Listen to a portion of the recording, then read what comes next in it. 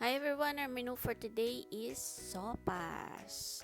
If you're new to this channel, don't forget to click the subscribe button. Let's go to the ingredients. Meron tayong garlic, onion, siguro mga 3 pieces of onion, pinakulaang manok, tanggalin na natin yung buto para mas madaling kainin. We have carrots. Siguro kalahati lang ng carrots. Lalagay natin. And cabbage. Siguro 1/4 lang din ng cabbage. Huwag nating ilagay lahat.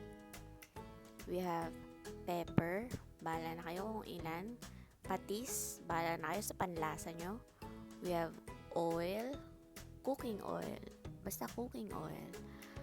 We have evaporated milk. Alpine. And our macaroni. Let's cook!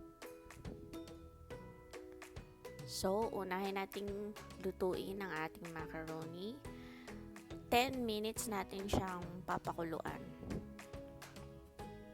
Ilagay na natin yung macaroni. Ayan. After 10 minutes, check natin kung luto na ang ating macaroni. Mukhang luto na siya, guys. So, this one, we will set it aside and start na natin lutuin ang iba nating ingredients. So, in another pan, maglalagay tayo ng oil. Huwag masyadong madami. And, igigisa na natin yung ating bawang. Igisa natin ito hanggang maging mabango siya. Ay, hindi pala to bawang. Onion.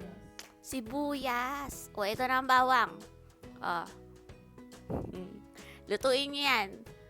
Hanggang maging mabango siya. Huwag nyo sunugin. Dahil pag nasunog yung bawang, garlic rice na lang ang lutuin natin. Isusunod na natin yung ating chicken. Lagay natin lahat ng chicken. Gusto ko talaga yung shredded na yung chicken at saka boneless na siya. Kasi mas madali siyang kainin. Hindi mo na kailangan magtanggal pa ng buto habang kumakain.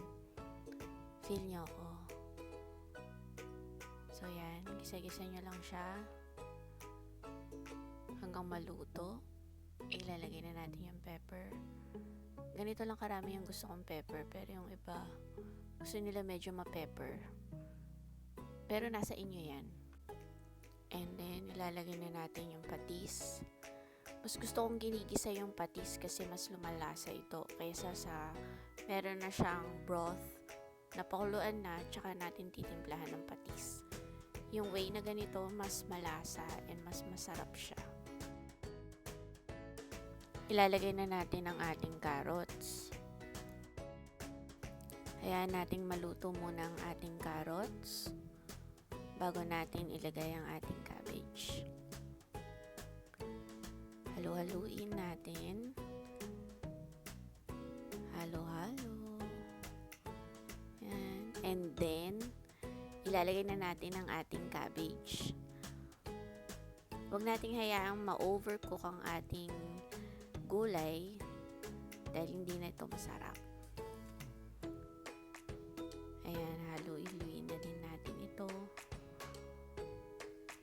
para maluto ang ating cabbage at carrots. Halu-haluin nyo lang yan, guys. Pagkatapos, hahayaan natin itong maluto for 3 minutes. Takpan muna natin ito.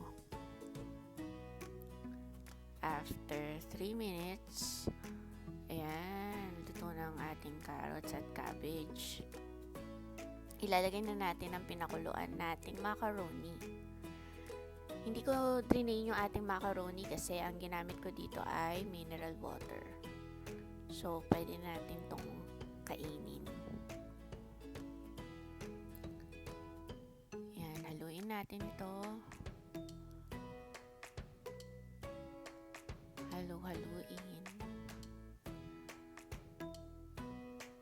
And then, isusunod na natin yung ating evaporated milk. Alpine. Lagi kong ginagamit tong Alpine kasi masarap talaga siya. The best ang lasa nito. Milky. Pwede naman kayong gumamit ng ibang kinds of evaporated milk kung hindi available tong Alpine. Depende na yan sa inyo. Kanya-kanya naman tayo ng paborito eh. So, yun na ilagay nyo, evap, hindi condense, okay? This is our second kind of evap ng Alpine. Depende na yan sa panlasa nyo kung ilang evap yung ilalagay nyo. Ako kasi okay na yung 2 can ng Alpine. Solved na yun. Yan, haluin natin ito. At hahayaan din natin itong maluto ng siguro kahit mga 5 minutes. Para hindi ma-overcook yung ating carrots at cabbage. Takpan natin ito and let it cook for 5 minutes. Oh, ayan na guys, ang ating sopas. Yung iba kasi nilalagyan nila ng hotdog, pero ayoko ng pink na sopas. I want it white. So if you like this video, don't forget to give it a thumbs up and mag-subscribe kayo sa aking channel for more cooking videos.